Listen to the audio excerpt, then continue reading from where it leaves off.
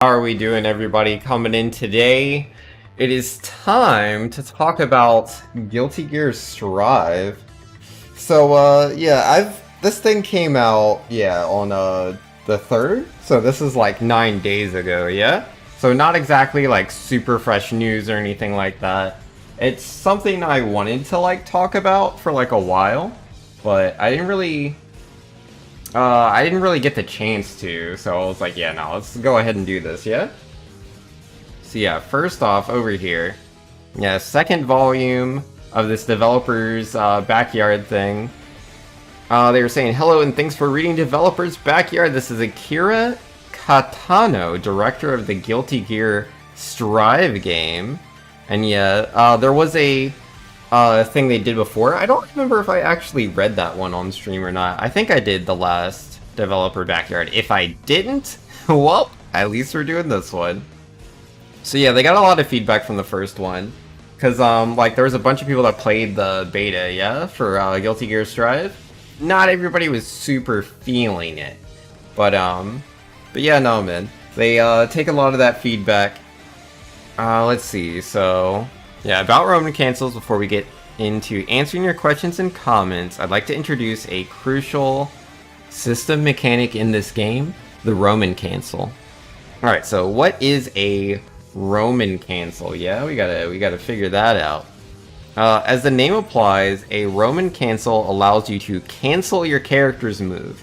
You can use it in many situations to get different benefits as you make your next move in exchange for using meter. So essentially a Roman cancel, yeah? It's just a cancel of an attack. But yeah, it's just a cancel, right? In Dragon Ball FighterZ, they don't really have Roman cancels, but the closest thing they have to that is like the spark cancel. Because yeah, you start with a spark and you can use that in the middle of your combo. You can use it in a block string. You can use it defensively. But yeah, I don't think you can use it literally in block stun. Whereas I believe in this game you can use this in block stun, which makes it very beneficial. But yeah, you just spend meter on it versus just having the one spark. Amani says, Roman cancels are essentially rapid cancel, green burst, and blaze blue. Yeah, if you know what those are, man. There's also, if you played Persona 4 Arena, there's the one more cancel. Like, that's literally what it's called. It's just the one more cancel. You would spend some meter, and then you'd be able to do literally whatever you wanted. There was also, like, Street Fighter 4. There's a focus attack dash cancel you could do. And now with that one, that's very different, right? Focus attack dash cancel was primarily an offensive tool. You could use it, because yeah, you could EX focus attack to cancel out of special moves. So you could do something very unsafe and then cancel it to make yourself safe. But you couldn't do it in block stun, which I believe you can use Roman cancels in block stun in this game. Alright, effects of Roman cancels. Now let's look at the different effects and uses of Roman cancels depending on the situation. In GD Strive, when you activate a Roman cancel, a shockwave comes out around your character that slows down the movement of your opponent if they are in range. Judging the distance between you and your opponent is key to mastering Roman cancels. When activated, as you hit the opponent, the shockwave will cause the opponent to bounce up slowly, making it easy to combo into moves that wouldn't normally connect. So that's really cool. It's like, obviously that's the same with like sparks, right? In Dragon Ball FighterZ, you would definitely get combos that were just not really possible. I mean, like, it definitely depends, right? Because, like, I guess in this game there's a different type of like hit stun for the Roman cancel compared to like in a lot of other games where you're doing these cancels. And the hit stun you have is still dependent on the attack you're using previously. Though, I don't know, I might misunderstand that.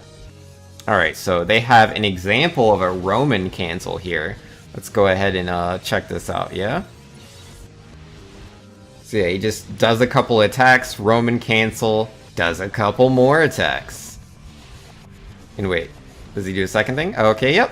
Does some sort of special move, and then yeah, he was so high up in the air, right? After the Roman cancel. So he was able to do quite a few hits there. And then, yeah, special move. I think that's like the DP, right? So it's like on hit, he's good. On block, he's also good. And then, yeah, a grab gets an OTG because of the Roman cancel. Because you can't normally combo off of that grab in this game. It's normally just that one hit. Alright. The shockwave comes out even when you're not attacking. In this case, the shockwave doesn't blow the opponent back, but it does temporarily slow them down. You can take advantage of this slowdown to beat your opponent's attack and make good use of moves that are usually too slow on startup. Hey. Let's see. Controllers is saying Guilty Gear is super entertaining. I played one of the prior ones. It was fun. Hey, nice, man. I've actually never played any of the Guilty Gears. I mean, it's a little bit of a lie. I technically played it once at a Super Smash Brothers tournament. I was just, you know, waiting for my turn. I was really deep in bracket, and I was like, man, I got nothing to do. And there's this guy that was like, hey, Banks, you should try playing Guilty Gear. This game's so fun, man. I'm like, alright. What is this random anime fighter? And yeah, I played, I think his name is Axel, the character that just has like a lot of range or whatever. Actually, it might not have been him. It was definitely a character with a lot of range though. And it didn't work out well at all. I had no idea what I was doing. He kind of just kicked my butt a lot doing these really long combos where I don't even know what all the buttons are. I was like, you know what? I'm good, fam. Alright, what do we got over here? So yeah, this is him using the Roman cancels outside of combos. So I guess like, okay, gets a sweep. Oh, nice, nice, nice. That's so good. That's so good, dude. So like, imagine this is, get out of here, right? So imagine this is me. I'm Sol, and then that guy down there, that's Amane, right? And what does Amane want to do on his wake up? He wants to DP. That's Amane's favorite thing to do. So we do the Roman cancel on the wake up, right? And so it's like I get the Roman cancel out. He is now slowed down, and then I immediately go into the block. Or actually, no, I do a jab, right? I did a, or not a jab, but a short. A crouching light kick, I guess? Or I don't know what the equivalent is in this game. But yeah, we just did a very quick button. So it's like if Amane was mashing buttons, we kick him in the face. If he DPs, he's so slow that we can block it as well. And bam, get the full punish for the DP. Feels good. That's so nice. That's so awesome. Sheesh, is Guilty Gear that old? I honestly am very unfamiliar with the series overall. It's just, I don't know, I was watching some gameplay of people playing in the beta, and I know a lot of people had a lot of criticism about it, but personally, I was looking at the game and I was like, wow, this just looks really, really cool to me. Alright, let's see, the developers going on to say, when used before an attack hits, or as it ends, you can cancel the recovery of the move. This also slows down the opponent if the shockwave touches them. This means you can counter the opponent if they were trying to punish you. Yeah, that's so cool. Alright, what do we got on this one? Alright, so, oh, okay, yeah, you just whiff your move, right? You messed up, they got the jump, or, oh, okay. Yeah, hold up. That man was trying to get away. And he said, nah, dude, nah. Roman cancel. Like, that definitely requires a good understanding of your moves, right? Like, understanding the pressure that you're applying and what options your opponent wants to choose to avoid that. So it's like, Roman canceling is definitely not something where it's like, or at least in how it's showing off here, right?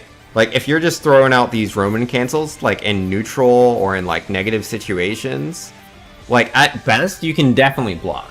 You can definitely block. But trying to get the follow-ups, trying to get the punishes could be a little difficult, you know? Because it's like, obviously for me, like, I don't understand Sol's toolkit, because I haven't played any of the games. So I don't really know what's going on, but I get the basic idea. Alright, let's see. When activated while blocking an attack, the shockwave will push the opponent back, giving you a chance to get out of a sticky situation. Oh, now this is the part I really like. I love the sound of this. So yeah, applying pressure, and you just say, nah. No, dude. I'm not about that life. Yup, try to do some tricky overhead or whatever, and it's like, nah, we're all good on that. You're trying to jump in, block that move. I guess that would have put him into a lot of pressure. I don't exactly know how that stuff works, right? Because, like, to me, like, I just see this anti-air move, and he completely blocked it, yeah? Completely blocked the anti-air. So, like, I don't know, a lot of games treat this, like, differently. Like, can he special cancel out of this? Is this, like, a unique normal that cannot be canceled? I assume he can apply pressure, and that's why you would Roman cancel here, yeah? So yeah, nah, man. Good to go. Like, using it defensively seems very, very strong to me. Defensive Roman cancel seems really nice. Because, like, I know people had a lot of criticism about the game, where they were saying that, like, breaking the wall, right? Like, you can get people in the corner, and you can, like, break the wall or whatever so that they reset to neutral. And the reward for doing that is that you get more meter. But I don't know, man. Like, you can kind of, like, mess up. And then, like, you're stuck in a block string, and it's like, are they going to open me up? And it's like, no, they can't Roman cancel. I don't know, man. It seems pretty good to me. Alright, let's see. What do we got? You can get the upper hand in any situation, both on offense and defense, just by making good use of the Roman cancel mechanic, for sure. And next, I'd like to introduce some trickier uses of the mechanic, for those of you who are veterans to the series or fighting games as a whole. Well, I definitely play a lot of fighters, not so much Guilty Gear. Okay, techniques using Roman cancel. The slowdown from Roman cancel lasts until the clock shown above the character's head disappears. Because the slowdown continues even after landing your attack, you can use this to launch a strong offense. Also, if you input the motion for a dash just before the Roman cancel activates, you'll move swiftly in that direction during the Roman cancel. You can use this to move closer for a combo, move away to dodge an attack, or land quickly from the air. But yeah, let's check out this video, the advanced use of Roman cancel, number 1. What do we got? Oh, okay, so he just did a hit, Roman cancel to dash to the other side, and he dashed up, didn't he? Yeah, that's what that was. Yeah, he did the hit. No, he does jump and do a regular dash. Get out of here, I'm trying to look at the video game. So he dashes, and then Roman cancels on the other side and dashes down. Oh, it all happened so fast. I didn't even realize what was going on. I definitely would get bodied by that, man, right? Because it's like, you see them dashing in, yeah? You see them dashing in, and it's like, oh, I gotta block high. But then they do the Roman cancel, and he's already on the ground. That's scary. That's really scary.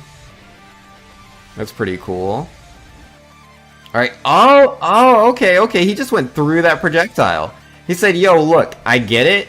That's a very cool projectile. Like, I get it's technically inside of me, but I'm dashing through that right now. I just don't have time for that. I mean, there's a giant clock over here, but it is not an indicator for how much time I have. That's cool, dude. That's real nice. And then, okay, what's this? Oh, that's awesome. That's so good. Like, it all happens so fast, right? But yeah, literally what he's doing is, like, he's using this move that, like, sends fire pillars forward, right? And so he's like, okay, I have to block this. I have to block this move. But he's doing the Roman cancel and dashing forward with it. And so he arrives at his opponent before the fire pillar does, and so he can grab him. Normally, when you block something, you cannot be grabbed, so you don't have to worry about being grabbed. But he dashed in front of the pillar and grabbed him, right? Like, that's such a really tough situation, yeah? Because it's like, oh no, I don't want to get grabbed, so you, like, try to jump. But if you try to jump, you're just going to get hit by the fire pillar. But then, if you don't jump, you're going to get grabbed. Oh, that's nice, that's nice. I like that. That's, like, obviously you have to time everything just right, yeah? But still, that's interesting, that's good, I like that. Alright, let's see. Also, a Roman cancel itself can be canceled with special moves directly after activation only. Which, yeah, that's very important to note, right? Because it's like, I've definitely done that in, like, say, like, Dragon Ball FighterZ, where I'll try to, like, vanish out of a DP. Not that I play any DP characters. But yeah, I have occasionally tried to do that, and it's like, yo, you can only vanish within a certain period of time. If you delay it too long, it becomes impossible, and it looks like Roman cancel is the same thing here. So you have to really decide that is what you want to do. As you can move even more quickly than usual afterwards, this can speed up your offense and allow for follow-up attacks. to make good use of the starter move. Okay, okay, show me what you got. Oh, I wasn't paying attention, go back. Alright, beat him up, Roman cancel, do all the damage. Got it. Because, yeah, I see. So it's like, because he's dashing with the Roman cancel, right? Wait, did he even Roman cancel there? Did I miss? What was it? Oh, it's right there? Is that the animation? Or is that like a different move? Because I'm not very familiar with the game, right? Yeah, that's gotta be the Roman cancel. Yeah? That's so fast!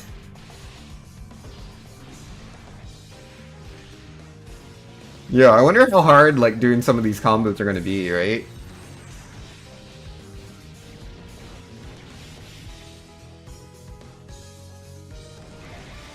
Because, like, he's doing some sort of, like, dash move with an attack, right? And so it's just like the fire pillar, where, again, you're like, that's an attack, I have to block that. But, oh, were you blocking? Were you blocking? Because now you're grabbed. And I've seen the damage, like, obviously they're probably going to adjust the values or whatever, but, like, this grab in the beta was doing, like, 33% of your health. So it's like, he grabs you 3 times and then sneezes on you and you die. So, like, that's scary stuff, man. That's real scary. You gotta look out for that. Alright, let's see. What else do we got here? These special techniques can be used simultaneously as well. Alright, what do we got going on? Alright, beating them up. So what is this, just talking about, like, chaining specials together with Roman cancels? Oh, yeah! Wow, that was really interesting.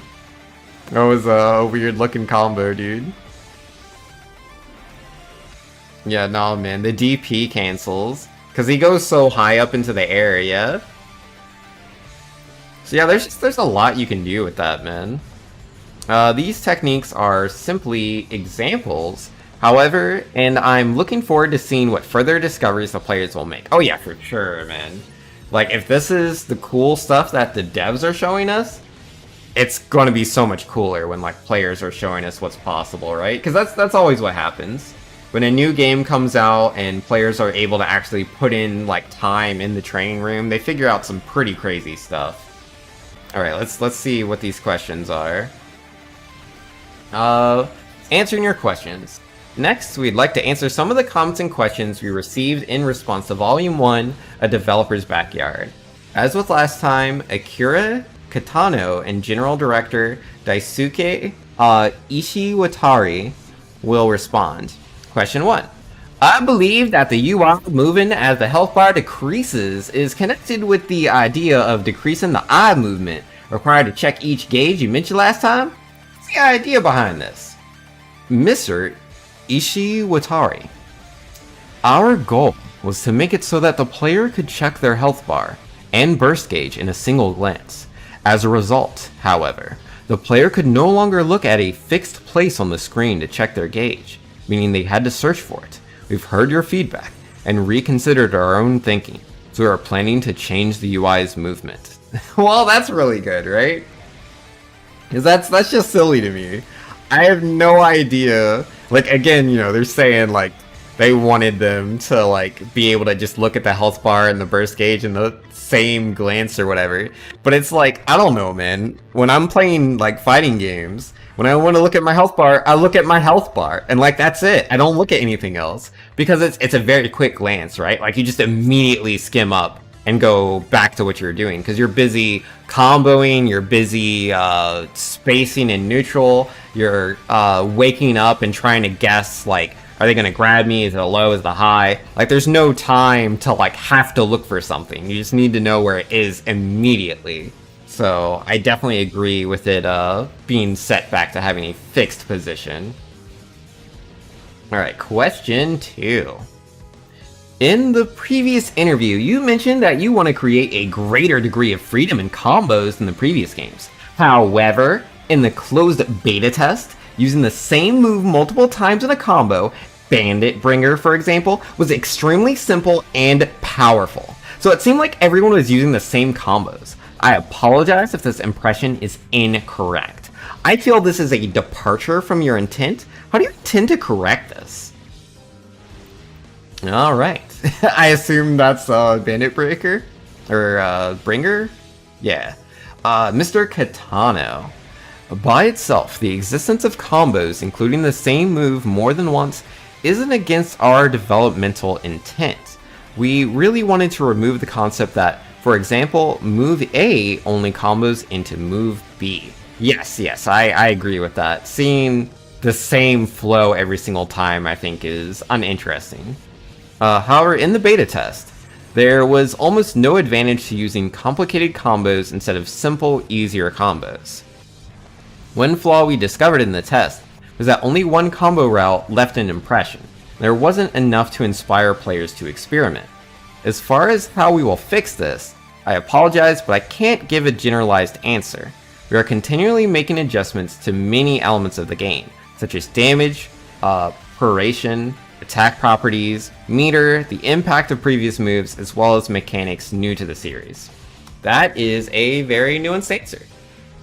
So yeah, no man, I feel like they have a pretty good idea of what's going on here. I don't think this is something we need to worry about too much. But either way, it's good to, everyone's leaving their feedback and letting them know how they feel, yeah? Alright, question 3. I have a question for Mr. Ishiwatari as the character designer. I'd like to know your intentions behind the redesigns in this game. I'd like to know if there's a theme behind the design of Guilty Gear Strive. I have a question for Mr. Ishiwatari as the composer. I'd like to know why there are so many vocal character themes in this game. Also, are the lyrics to the character themes based on the character's feelings and perspective? So, it says question 3, but that's 2 questions. That's definitely 2 questions. This guy is cheating the system right now. Definitely a fighting game player, right? Fighting game players, that's all they do. They're always trying to cheat the system. But yeah, Mr. Ishiwatari is going to entertain it either way. I said this last time as well, but our intent, first and foremost, in making this game is to create something entirely new, rather than a continuation of previous games. This includes our direction with the music and designs as well. The reason for changing the character designs is that it makes it clear at a single glance that this is a new series within the Guilty Gear franchise. As for the direction behind the character designs, my goal is to make simpler designs that are easy for players to remember. My ideal is to create designs where even if someone draws a rough sketch of them, you could tell what character they're drawing. To be honest though, I don't think I achieved this for every character. Introducing vocals to the BGM is for the same reason, to make it completely new. For me, that doesn't mean just writing new songs, but rather taking on a challenge that could create a new era for the series. The lyrics reflect the characters' perspectives and backgrounds. Well, that's a pretty in-depth answer to that, man. Alright, question 4. I'm curious about these new iterations of GG characters and their moves. While some characters like Sol and Pumpkin have movesets very similar to their previous incarnations, some characters like Chip, Axel, and May have lost iconic tools and have been very much redefined as characters. Respectively, I'm talking about the loss of Chip's teleport and the loss of Axel's defensive specials like Benten, Parry, and Rai, and the loss of May's ability to set up Mr. Dolphin to attack later. How are you striving to find a balance between something totally new and something recognizable in regards to characters' playstyles? Furthermore, can you offer insight as to why those moves and others had to be removed? That's such a great question. I'm glad they decided to answer that, yeah? Alright, here we go. Mr. Ishiwatari. We aren't using previous titles as a base when thinking about changing the character's moves. We're redefining each character from the ground up for this new game. Mr. Kitano. Naturally, the concepts behind the characters from prior titles form a basis for that redefining, but at the very least, we aren't developing them with the idea of removing things from previous games. To roughly outline some of those redefinitions, Chip. He has extremely fast movement, but many of his specials are risky. Axel. He excels at long range, but is heavily at disadvantage at close range. May.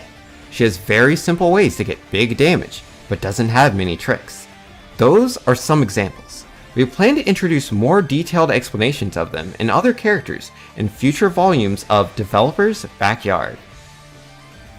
So yeah, that's pretty good answers, yeah? Question 5. Can you guys talk about the new air dash? Before, you've mentioned this was an attempt to add some depth and address the issue of old air dashes requiring too much practice to react to.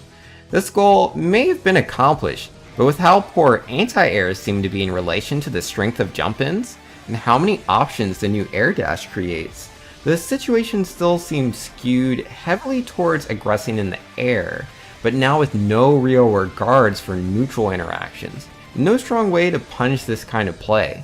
Additionally, the feel of the air dash just isn't as clean as the old one. Maybe it's more complex, but do you think it's worth the impact to game feel/flow? So yo, they position this question so like politely, but this question literally just says, yo, your new air dash, this new air dash means this game ain't got no neutral. And don't you think that's stupid? Alright, Mr. Katano. First of all, as for the balance between jump-ins and grounded anti-airs in the beta test, we also noticed this problem. Specifically, jump-in attacks had relatively small hurt boxes relative to their hitboxes, making it common for jump-ins to beat out anti-airs. We hadn't put enough work into this aspect at the time of the test, and we are planning to extend the hurt boxes of aerial attacks downwards. Mr. Ishiwatari. After considering the pros and cons between the intuitive feeling of old air dashes and the new mechanics in this game, we have decided that the current new direction will create something more interesting than the prior version. We're proceeding with development in that direction. Alright, so yeah, Mr. Katano, man. Like, yeah, he's just like, yeah, you're right. You know, the dashes are way too strong, jump-ins way too good, anti-airs are kinda trash right now. But, you know, give us some time and we will fix that. So, you know, that's all good. And yeah, Iwatari is saying, you know, we were looking at both the old dash, the new dash, and we like the new one. So, tough cookies. But yeah, Katano gave us the answer we already wanted, I feel. I mean, that's the answer I want, right? Because, like, I don't care about, like, the feel or flow of the dash or whatever. Because I have nothing to compare to. I didn't play the old Guilty Gear. I have no idea what it was like and how it compares to this one. But, yeah, no, man. If people can jump in on me, air dash in on me, and I can anti-air them, that's all I want. That's all I desire. That sounds good to me, man. Like, I want the jump-ins and dash-ins to be good, but not so good that I can't be like, okay, I know they're going to do this. Let me beat them out, right? So, I don't know, man. I feel like we're good. Alright, here we go. Question 6. In the closed beta for Guilty Gear Strive, the wall break mechanic was an interesting addition, and I quite liked the idea of rewarding the attacking player with meter while giving the losing opponent another chance by resetting neutral. However, the increased tension was often considered not worth it by players, so they would try to not cause a wall break by not finishing their combo or not using certain moves. Are you considering changing the way wall breaks work in order to prevent this behavior? Perhaps changing the reward upon a wall break? That is a very good question, because, like, this is a very interesting mechanic, right? And so, yeah, no, man. Very good stuff. I'm glad they brought that up. Alright, let's see. By performing certain attacks in the corner, the wall breaks and sends the opponent flying away. This leaves you in a neutral position at the center of the screen with increased meter gains. Mr. Katano is saying, to be completely honest, as of the beta test, we believe that there is a great merit to breaking the wall rather than staying in the corner. Of course, we will continue playtesting, taking your feedback into consideration, and adjusting the balance before release. However, we do not intend to completely deny the choice not to break the wall. I feel that is one element of freedom and mischief in the good sense. But yeah, no, man, like, with Breaking the Wall, dude, right? So I like this on so many levels. On the first level, I enjoy this because, as I was mentioning before, yeah, I like to see more neutral. Secondly, what I really like about this is I enjoy variation in combo flow. Because you see that in a lot of different fighting games, right? Like, where it's like, they'll get the hit, you know, they'll land their, like, crouching light, or they'll land their crouching medium, and it just goes into this combo you've seen 100 million times before. And, like, yeah, it'll be, like, one of two things, right? It's like, okay, this is my combo mid-screen, this is my combo in the corner. And that's all the variation there is. And, like, it might change, like, oh, I have some more meters, so I can, you know, spend more. I can do another special. I can do another super. But it's essentially the exact same combo, just with, like, a different ender. But with the wall break here, like, I feel like that really changes the corner combos, right? Because you'll be in the corner, and instead of it just being, like, do I have bar, do I not have bar, it transforms into... do I want to break the wall, reset to neutral, and get this buff, or do I want to keep them in the corner so I have this strong Oki, right? And, like, mind you, that's always been a thing where it's like, do I take the damage or do I take the Oki?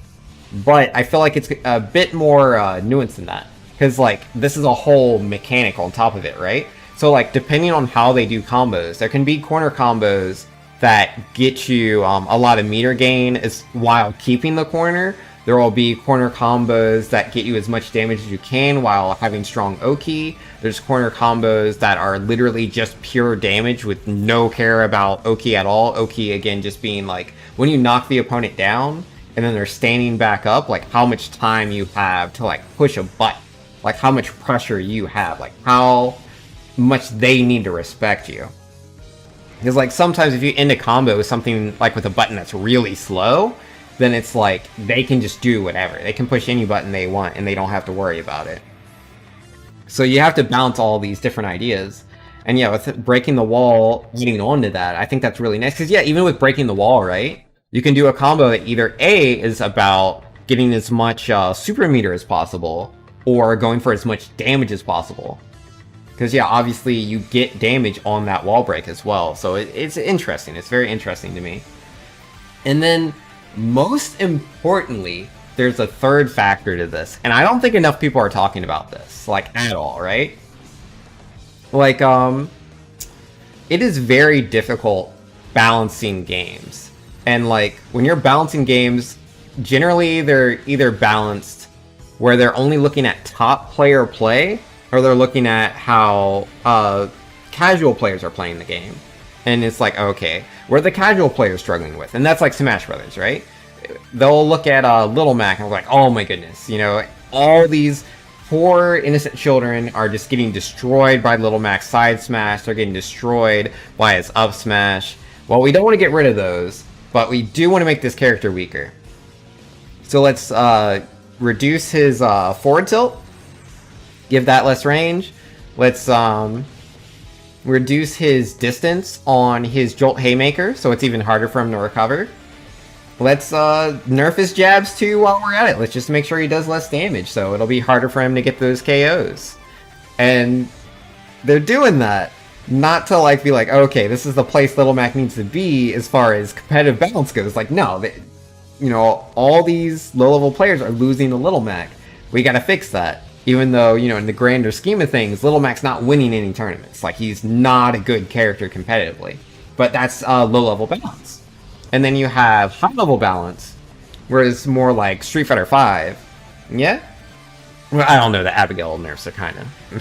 But yeah, no, man, you have these people playing like Guile, Akuma, Ibuki, Rashid, and we're just seeing these characters again and again and again at all these top 8s, all these grand finals, and it's like, hey, maybe we should tone down these characters to make the game a bit more balanced and get more character variety, more diversity in these top 8s, right? Because, like, that's very important from a spectator perspective too, right? Because, like, people don't always want to see the same thing. But I vastly enjoy this wall thing, right? Because it's multifaceted. Like, it'll help the top level players Because the top level players can be like, oh, okay, I get the choice between this energy, or I can just get this knockdown, right? Like, that option exists for them. They are aware of the benefits and the negatives of breaking or not breaking the wall. Versus with casual players, who are much more likely to mash their buttons, and they don't understand, like, a lot of these concepts. They're like, I just need to push all these buttons. And so, at casual, low-level play, people are going to break this wall a lot more often. Also, just because it looks cool, right?